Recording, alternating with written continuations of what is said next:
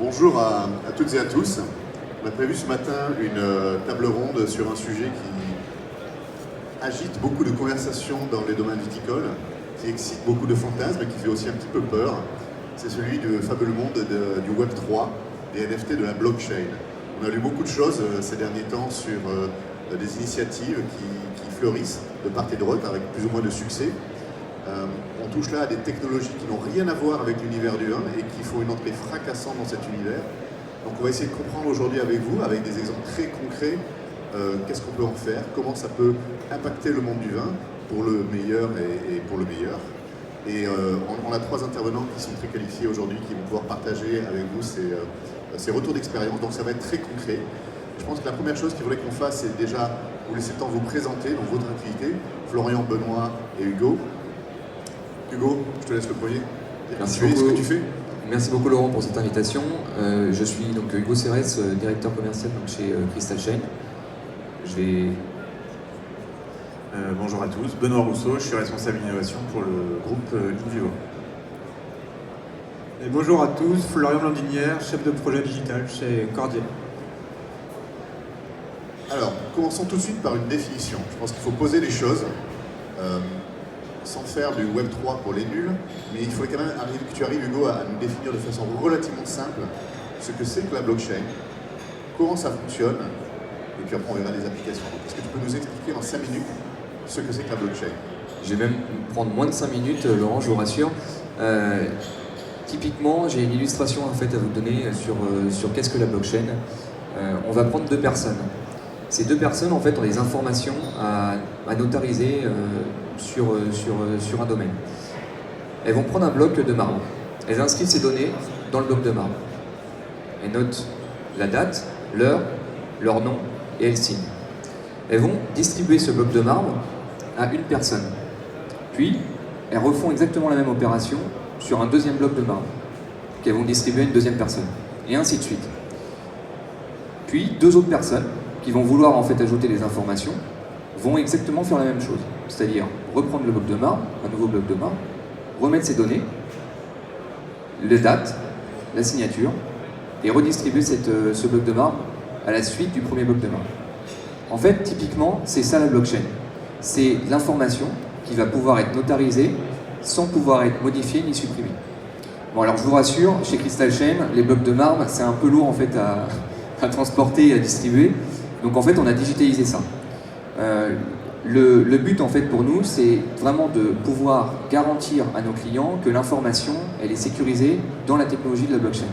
Notre expertise chez Crystal Chain, c'est pas tant la blockchain, c'est plus la traçabilité.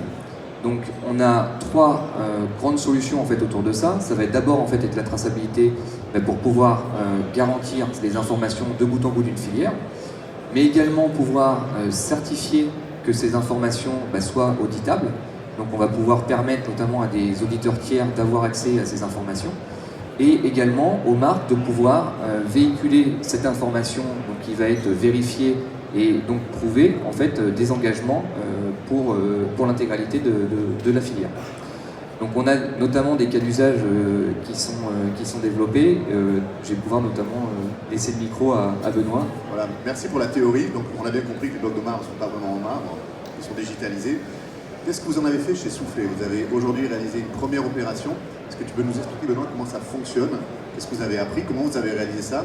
Et quels sont à la fin de cette expérience, qu'est-ce que sont les apprentissages principaux que vous en retirez? Alors oui, c'est vrai qu'on a eu une première expérience avec Crystal Chain sur le domaine de la brasserie et plus particulièrement le malt dans lequel Malterie Soufflet est un des leaders mondiaux.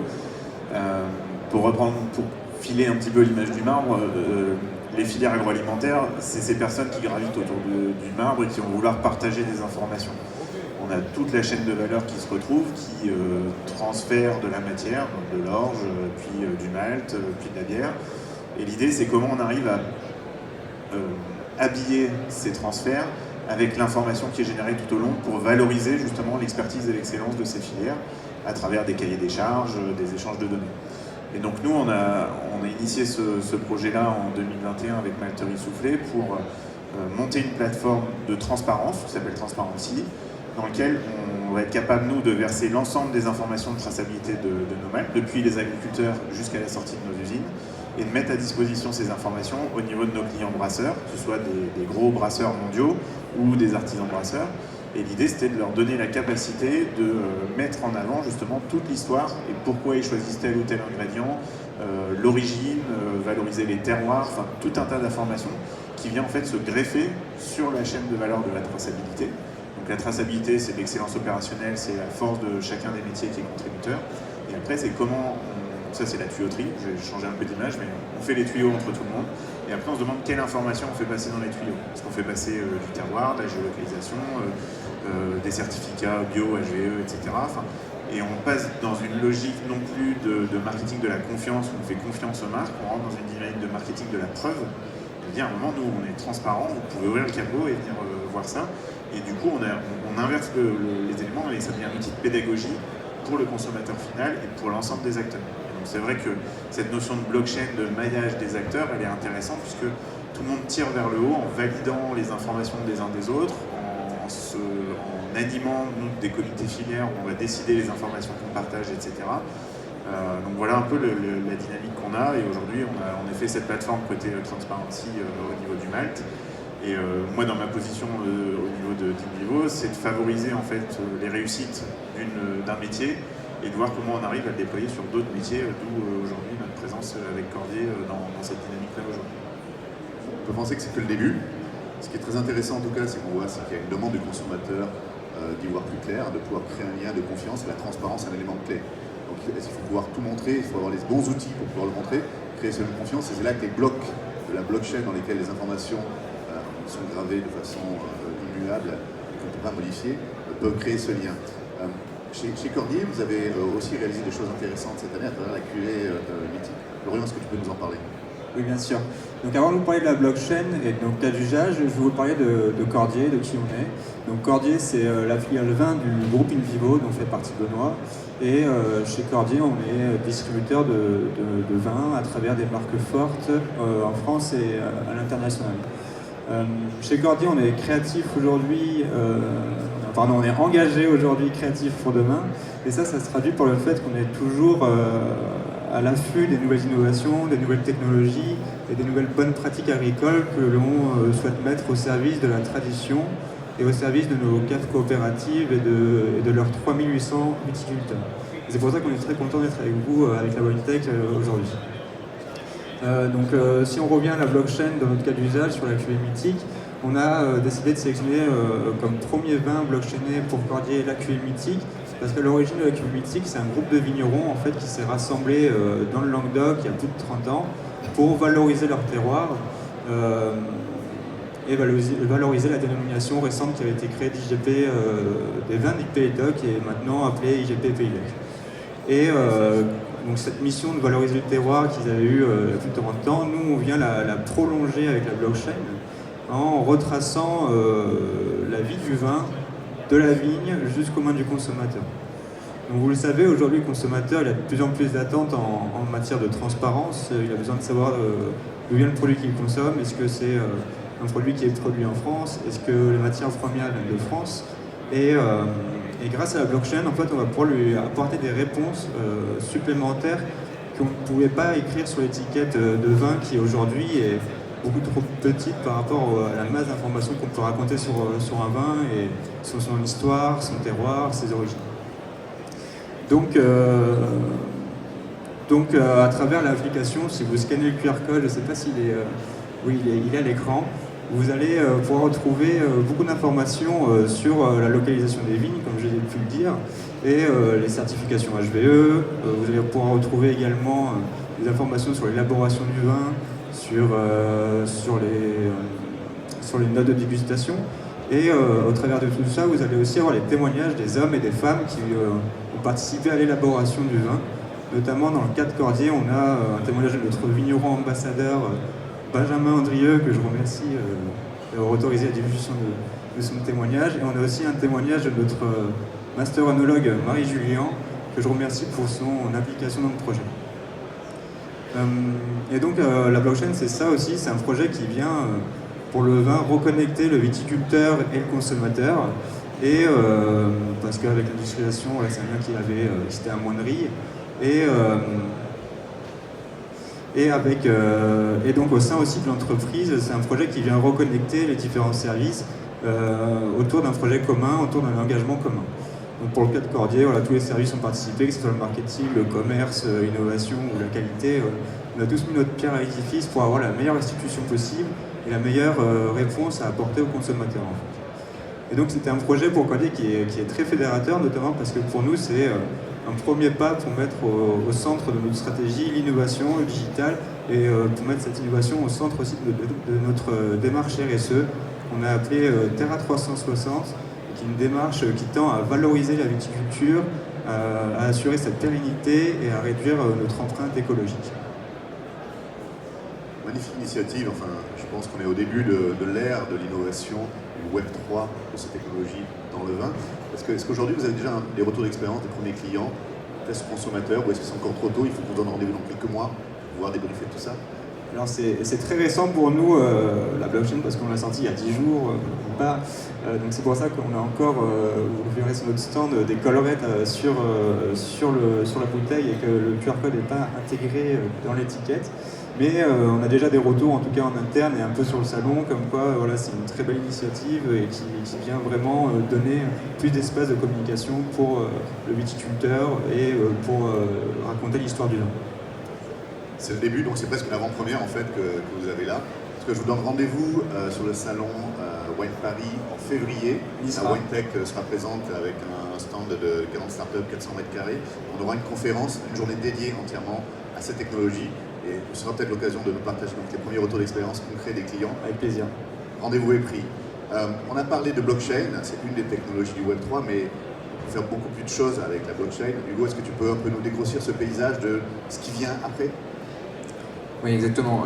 Donc là, on a vu plus la partie, disons, marketing de la blockchain, hein, le consommateur final, l'information, la transparence de l'information. La vision en fait chez Crystal Chain qu'on en a de la donnée blockchainisée, c'est plus une vision de pilotage de la stratégie RSE.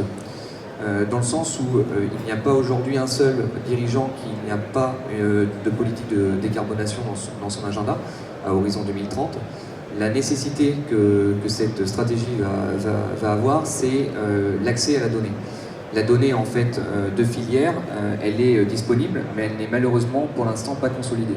Aujourd'hui, en fait, des solutions comme Crystal Chain permettent justement de consolider cette information de bout en bout d'une filière et ainsi en fait de permettre de piloter la stratégie RSE d'une société et d'un groupe comme Indivo aujourd'hui.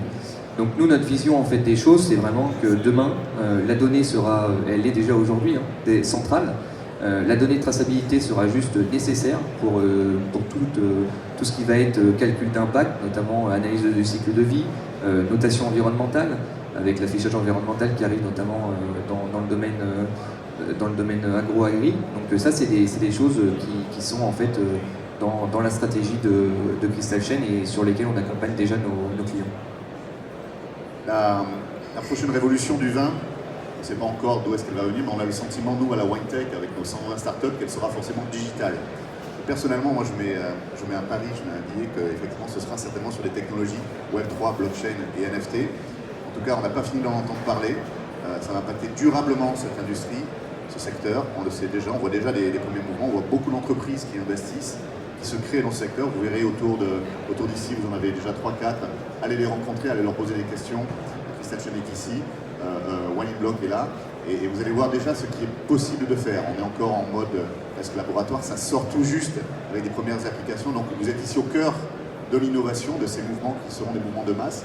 Dans 1 an, 2 ans, 3 ans, on se rappellera de cette première discussion qu'on a eue ici et de ces premiers exemples, puisqu'il y en aura des dizaines d'autres. Est-ce que vous avez des questions? On a des experts, qui sont là aujourd'hui. On vous donne la parole si vous avez des questions. Vino Virtual, vous avez une question?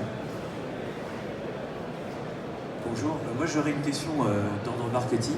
Est-ce que la technologie pourrait être appropriée pour toute la notion communautaire, la gestion de communauté? Je vais répondre sous 2 angles parce que pour moi il y a 2 communautés. Il y a la communauté des consommateurs au bout et qui vont vouloir enrichir et partager des informations.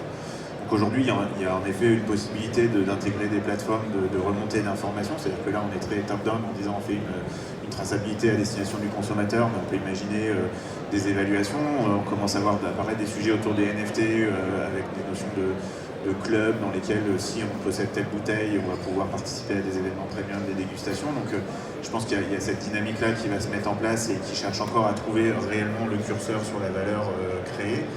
Après, si je me positionne plus amont, ce qui m'intéresse, moi, c'est ce côté communautaire entre les différents acteurs de la filière. C'est-à-dire que, comme le disait Hugo, il y a la RSE qui a une stratégie, qui a un objectif, une cible, mais à côté de ça, à partir du moment où on commence à avoir une vraie stratégie de la data partagée entre tous les acteurs, là on partage la traçabilité, les informations juste d'un point de vue marketing, mais demain, comprendre comment a été élaboré un mou de vin, des ingrédients qui vont être ajoutés aussi, peut-être que ça va aussi permettre, d'un point de vue process, de mieux comprendre les phénomènes qui se passent, de mieux les piloter, mieux les anticiper en termes de qualité. Si je fais le parallèle sur la partie Malte, par exemple, nous on a des gros programmes autour de l'intelligence artificielle et où en fait ça nous intéresse de savoir comment l'orge a été cultivée, les traitements qu'il y a eu, les rendements, l'origine géographique, parce qu'on va peut-être pas le travailler de la même manière dans l'usine, on va peut-être pas le faire évoluer de la même manière, et de la même manière le brasseur, il va pas mettre en œuvre de la même manière le malt s'il a capacité à... Ça c'est vraiment les prémices aujourd'hui, mais de se dire que cette démarche de la data qui se met en place d'abord dans un objectif de marketing, en fait, ça sous-tend une démarche d'excellence opérationnelle et de partage dans lequel on va avoir des programmes de recherche collaboratifs avec d'autres acteurs. On peut avoir dans le domaine des levures, par exemple, que ce soit pour le malt ou le vin d'ailleurs. Mais il y a pas mal de choses qui se mettent en place et qui vont créer des ponts de discussion. Là où avant, un fournisseur discutait prix et qualité simplement, globalement, si je réduis le plus possible. Là, on commence à imaginer des choses beaucoup plus transversales. Donc, voilà, pour moi, deux communautés, une communauté client et une communauté filière, on va dire. Et ça, pour moi, c'est une vraie jonction et on arrive à aligner les attendus de tout le monde. C'est-à-dire que c'est vrai que dans les projets qu'on mène, on a des gens du marketing, de la supply, de l'industrie, de la maintenance, etc. Chacun a ses intérêts propres à l'instant T. Mais quand on arrive à prendre un peu de hauteur, on aligne et c'est ça qui fait que les projets, on arrive à les conduire en temps et en heure. Et en plus avec le sourire de tout le monde à la fin, puisqu'on a la chance d'avoir le produit final qui est au centre de la décision et le client qui est au centre de la décision. On a peut-être le temps pour encore une dernière question. Une fois, deux fois, trois fois. Si moi je vous pose la question suivante, dans ces technologies donc du Web3 et de la blockchain, d'après vous, quelle va être l'application, donnez-moi une, chacun d'entre vous, l'application qui sera la plus grand public. On va essayer de parler au grand public, on va essayer de sortir des laboratoires. Quelle sera celle qui sera la plus grand public? Un pari. Pour moi, la blockchain, en fait, on est au même niveau en fait, de ce qu'on a connu dans les années 2000 sur Internet. Donc, selon en fait, mon point de vue, la blockchain est en train de révolutionner son temps, comme l'Internet l'a fait à son époque. Donc, l'application aujourd'hui la plus grand public, pour moi, c'est la même qu'Internet. En fait, c'est toucher un maximum de monde avec des cas d'usage en fait, qui sont complètement aujourd'hui méconnus, mais sur déjà des applications qui naissent autour de la traçabilité, mais demain on peut imaginer vraiment plein d'applications, au même titre en fait qu'Internet dans son temps.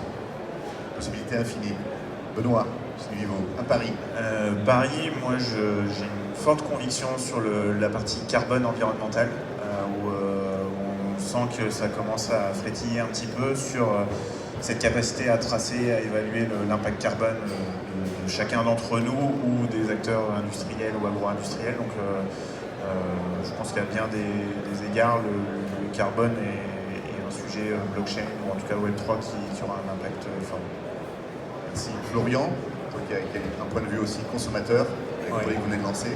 Un pari. Mon pari, ça sera que la blockchain pour le consommateur, ça sera la recréation ou la création d'un lien entre le viticulteur et les hommes et les femmes derrière le produit, derrière le vin, dans mon cas, avec le consommateur. Un nouveau point. Créer le lien, ça c'est formidable quand on peut arriver à faire ça. Merci à vous trois. On vous donne rendez-vous sur Wine Paris pour la suite de ces discussions. La WineTech publiera début janvier un livre blanc sur les NFT, le Web3, ces technologies qui vont impacter le monde du vin en petits points. Donc vous en saurez déjà un petit peu plus. On vous donne rendez-vous sur notre stand à Wine Paris. Il y aura une journée entière de conférences. On aura des nouveaux retours d'expérience après quelques mois de cas d'usage. Et en tout cas, c'est des technologies dont vous n'avez pas fini d'entendre parler, qui vont durablement changer le monde du vin, on en est convaincu. Merci à vous. Merci.